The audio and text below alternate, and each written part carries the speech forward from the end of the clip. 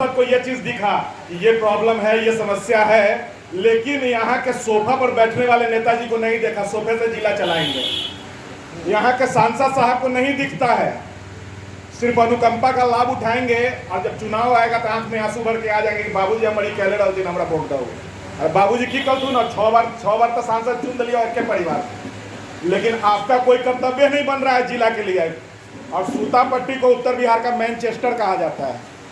पूरे विश्व में मैनचेस्टर 30 है, सबसे पहले इंग्लैंड में हुआ है। और उस इंग्लैंड के मैनचेस्टर का दर्जा हमारे सूतापट्टी को मिला हुआ है, क्योंकि सूतापट्टी पूरे मुजफ्फरपुर में टैक्स देने वाला सबसे अग्रणी जगह है। और उसी टैक्स से हम यहाँ के जो भी सरकारी अधिकारी हैं, कर्मचारी हैं, सबको हम लोग वेतन देते हैं। और सोफा पर बैठने वाले नेताजी को भी जाता है पैसा। हाँ, भले उनको मासिक जाता हो और मासिक वो और अलग से वसूली करवा लेते हों, बात अलग है, लेकिन सूतापट्टी के लोगों का शोषण होता है। व्यवसायियों का ही शोषण हर जगह किया जाता है, क्योंकि व्यवसाय करना एक भारत में अपराध जैसा हो गया। और बिहार में तो अपराधी जैसा फील भी करवाते हैं यहाँ के नेताजी को। व्यवसाय ही अपराधी है। अरे कुछ भी हुआ तो आप चुनाव होगा तो चंदा व्यवसायी देगा। चुनाव जीत जाएंगे तो टारगेट में रख करके ईडी को भेजवाएंगे व्यवसायी के यहाँ, इनकम टैक्स का छापा पड़ेगा व्यवसायी के यहाँ, सेल टैक्स का छापा पड़ेगा, जीएसटी का छापा पड़ेगा व्यवसायी के यहाँ। और हम ही लोग जो हैं 5% लोग जो आपको टैक्स देते हैं हुजूर, उसी से आपका घर चलता है, आपका बेटा वुडलैंड का जूता पहनता है। और आप हम ही लोग का शोषण करते हैं। चूँकि अभी छठ पूजा का समय आ गया है, दुर्गा पूजा का समय है, और इसी 1 महीने के कारोबार पे हमारे व्यवसायी बंधुओं को का जीविकोपार्जन होता है, जीवन चलता है, और उसमें जुड़े हुए कर्मचारियों का जीवन चलता है। ये कैसे चलेगा?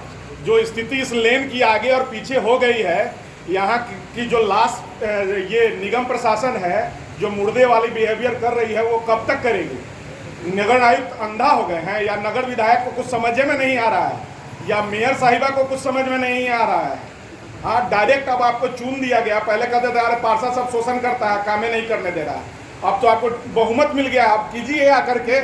और चूँकि हम खुद भी कंस्ट्रक्शन के व्यवसाय से जुड़े हुए हैं और समाज सेवा में लगे रहते हैं, तो जो स्थिति यहाँ की है, तो ये चाहे अगर यहाँ के नगर आयुक्त और मेयर, तो 72 घंटे में इस रोड को पूर्णतः चलने लायक बनाया जा सकता है, मात्र 72 घंटे में।